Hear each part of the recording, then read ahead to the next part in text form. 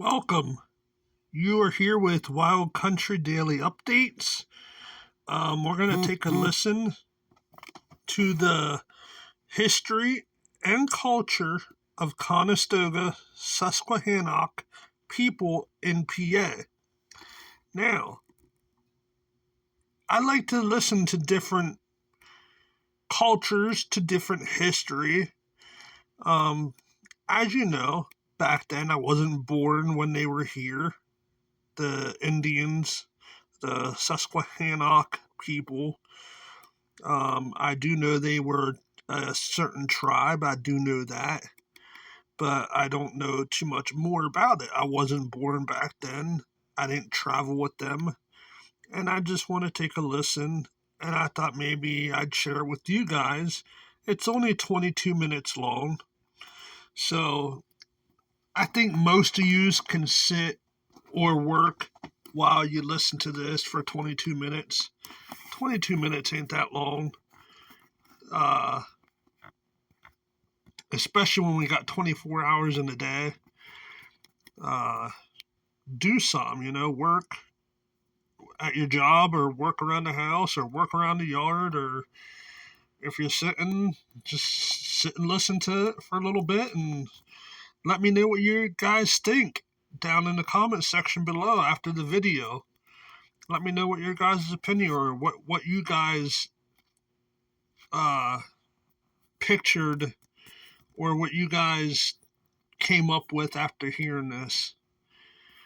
I'm going to start the recording. This is from the Spark, and I'm going to start it. How to take a journey back in time to explore the history of the Conestoga Susquehannock tribe. Michael Mantooth is a current tribal historian, and he's here with us to tell us more about who the Conestoga Susquehannock people were and their significance to this region. Welcome to the Spark, Michael. Thank you. I'm glad to be here. Yeah, could you tell us about the Conestoga Susquehannock people? Yeah, so the Conestoga Susquehannock people are a River Valley and its tributaries, which encompasses parts of present-day Pennsylvania, Maryland, and New York. Where did the Conestoga Susquehannock primarily live, and what was their connection to the Susquehanna River? So we started in New York. It's not entirely clear. Because pre-contact history is always a little bit of, guess. Interesting. I did not know that they started in New York. I thought they always started in Pennsylvania. But evidently they started in New York, and then they followed the Susquehanna River down to what you call Pennsylvania now. It's interesting. I never knew that. Guesswork, but our oral history and the historical record supports that we started in New York, and we actually traveled down the Susquehanna River. So periodically through time, as you track our people and where our villages were located, we moved up and down the Susquehanna River throughout the seasons and throughout the years. And when a particular site would become depleted or unsafe, we would move to the opposite side of the river, or further north or further south. And so it's interesting, in a modern context, we have this idea of states and these state boundaries. But for our people, the Susquehanna River was really the center of our lives and where we kind of moved in and out and where we built our villages. What do we know about their everyday daily lives back then? Well, we know it was hard. We know that contrary to a lot of Interesting. So what I get from that is they didn't really travel the roads. They traveled the river to get to certain states. Instead of traveling the roads like we do, or traveling the air like we do now, they didn't. They traveled the river that flowed from Pennsylvania to New York, down south, and so on. That's interesting. colonial legal ideas about Native people. We did have farms. We did have permanent residences. We were not a completely nomadic people, which is something that the government used to justify the removal of our land by saying, oh, they're nomadic people. They don't farm. They don't have agriculture. Therefore, they don't actually own this land. We know that lifespans tended to be a little short. We know that people tend to have a lot of different conflicts. We know we absorbed a lot of other tribes, especially the Shanks Ferry people in the Susquehanna River Basin around York and Lancaster County, Pennsylvania. And this is a very long tradition of a lot of Iroquois peoples of having tribal connections of going in and out of different tribes during war and conflict where we absorb other peoples. Okay, so like you said, their everyday lives were hard. They were into agriculture and farming, along with being on the river. What resources did they use in their environment to sustain their community? That's interesting because everything, right? You think about a pre-modern context, everything is useful. We used a lot of things from the river, the clay from the river, and there's still tons of artifacts related to our use of these resources. Our name, actually, Conestoga, is believed to be related to the ridge poles that we put up. We would palisade our villages, so the river. We would be by the river, but we'd have timber and access to things like that. We know wampum and shells like that were taken from sort of the Chesapeake Bay portion of the river where it starts to empty out into the ocean. We use that extensively as currency, as a means of tracking treaties and agreements, as a means of recording clans and different things like that. So, our relationship to the natural environment at that point was, everything that we needed. What were some of their traditions, beliefs, or even cultural practices? I think one of the most notable ones, and it continues to this day, is that our society is matrilineal. So in Western societies, typically, the name passes down through the male. The father gives his children his name, and you become part of your father's family and so on. But in our culture, you're part of your mother's clan. And in fact, women are responsible for almost all of the leadership in our tribe to this day. I think our tribal council is all women except for 2 people.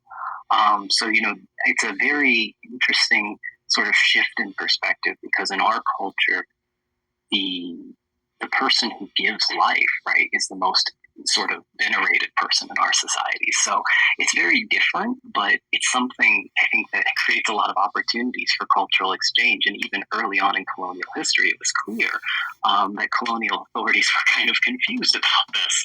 And in fact, had very interesting things to say about some of the female leadership they interacted with in and around Conestoga town. How did the Conestoga Susquehannock people interact with European settlers?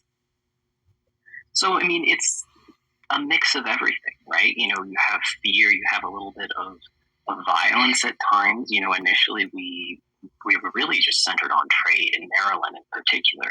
We wanted to establish these trade relationships to better the quality of life for all of our villages and tributaries. So, initially we had treaties, and those treaties became contentious over time because, when you look at... Okay, my thing is they would trade and do treaties, but what happened? What did the European do? What did the European people do with the Indians or with these certain tribes? They eventually ran them out of their villages, didn't they? Just like they do to every other culture. And I don't get that. I don't get why they have to be so greedy. I don't get why they have to be such assholes and try and take over every culture that's in the United States. Why do Europeans do that? I just don't understand. It's messed up how it's messed up how we go about things towards other cultures. Put it that way. How things were arranged, we had an understanding of peace. But then in 1675, I believe, there's, this surprise attack from Maryland and from Virginia. And it was, in fact, George Washington's great grandfather who led this surprise attack. They invited our leaders. We have 5 clans, and so we had 5 sachems who were invited outside of the fort that they raided to negotiate a treaty to try to figure out, how can we resolve this conflict. And they executed all of them without cause and without any kind of treaty. And so our people were left to fled in the night. So from that point forward, there's a... Thanks to George Washington and his cahoots doing what they did. And I'm not saying thank you. That's not what I literally mean. What I literally mean is just like everything else, because George Washington was a politician, and most of the politicians were Freemasons. So, yeah, thanks a lot to George Washington and his crooked-ass people running these people out of their villages. Just because they didn't want to do their trade the way they wanted to work it out. That they wanted to get the better benefits out of this trade deal. That's what I get. A deep sense of distrust, I think, and that follows through into the Conestoga Massacre over 100 years later, where, we've been living peacefully in accordance with our treaty, conditions, and some colonists come out of the blue and just start killing people, right? So, it's a very complicated relationship. It remains a complicated relationship. Even now, people in the tribe often have deep distrust of the government, of government regulations, of those kinds of things, because that still sits, this idea that these agreements we make with colonial authorities are not respected. What can you tell us about the tribe today? Well, today, we are in a fight for survival, to be honest with you. Today we have under 100 members remaining. The majority of our tribe is over the age of 70. So, over the age of 55. So, it puts us in a situation where it's now or never in terms of recognition of our tribal history. It's now or never in terms of return of our treaty guaranteed land in Lancaster County, Pennsylvania.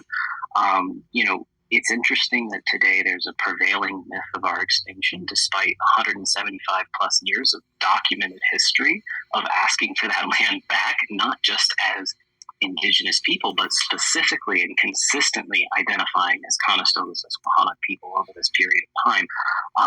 So today we're really in a push. We're reaching out to politicians. We're trying to rebuild those relationships to try to preserve our history, because it is like every major source still lists us extinct despite all of this documentation. So the tribe today is really focused on bringing awareness to that and really putting it out there that, hey, just because you weren't listening doesn't mean we weren't here, and we can prove that, and we have documents that show that. And also, what impacts did colonization have on the Conestoga Susquehannock people? I think similar to many tribes, it was devastating. You have this fundamental uprooting of our nationhood. When you look at our treaty at Conestoga Town in 1701, we were guaranteed 16,000 acres in perpetuity for the use of our people and our descendants. And by 1763, when the massacre occurred, that had been reduced to just 500 acres. Wow. And, when you see that encroachment on nationhood, you see that encroachment on, what it means to be a sovereign power with treaties, with the colonial government, you begin to understand that at the end of the day. So, okay. The way they did their massacre, okay, just think how these melanated people felt when they got ran out of their villages, just like these people did. Think about how they feel today. Think about why they're so outraged as they are today They have a right to be outraged. They have a right to be upset and disappointed with us Europeans. They have a right to be upset with us Caucasians, whatever you want to say. Now, to be upset with us, like current Caucasians that don't have nothing to do with this, is a little bit overboard to some. I get being mad at the Europeans, but that was back then. This ain't today.